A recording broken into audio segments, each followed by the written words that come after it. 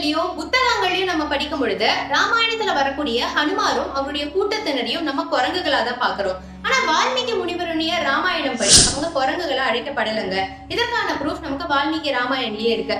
வால்மீகி ராமாயணத்தோட முதல் புத்தகமான பாலகாண்டத்தோட 17வது சாப்டர்ல பிரம்மதேவர் எப்படி இவங்களை எல்லாம் உருவாக்கினார் அப்படிங்கறத பத்தி அந்த சாப்டர் முழுக்கவே வால்மீகி முனிவர் பேசுறாரு.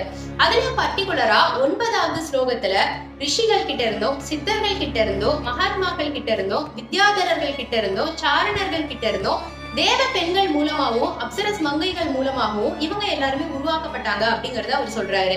இந்த ஸ்லோகத்துல ரொம்பவே பர்டிகுலரா இவங்க எல்லாரையுமே அவர் வனச்சாரிணக அப்படின்னு மென்ஷன் பண்றாரு. வனச்சாரிணக அப்படின்னா சமஸ்கிருதத்துல ஃபாரஸ்ட் டுவெல்லர்ஸ் அப்படின்னு அர்த்தம். அதாவது காட்டில் வாழக்கூடிய ட்ரைபல் பீப்புள் அப்படிங்கறதுதான் இதற்கு உண்மையான அர்த்தம். சோ டெக்னிக்கலி வால்மீகி ராமாயணம் படி ஹனுமாரும் அவருடைய கூட்டத்தினரும் காட்டுல வாழக்கூடிய அட்வான்ஸ்டான நாலேஜ் இருக்கக்கூடிய வேதங்கள்லாம் கற்று தெரிந்த ஒரு ட்ரைபல் பீப்புளா தான் கொடுக்கப்பட்டிருக்காங்களே தவிர குரங்குகளா கொடுக்கப்படல. இந்த மாதிரி இன்னும் நீங்க பல விஷயங்களை தெரிஞ்சுக்க மறக்காம நம்ம சேனலை சப்ஸ்கிரைப் பண்ணிக்கோங்க.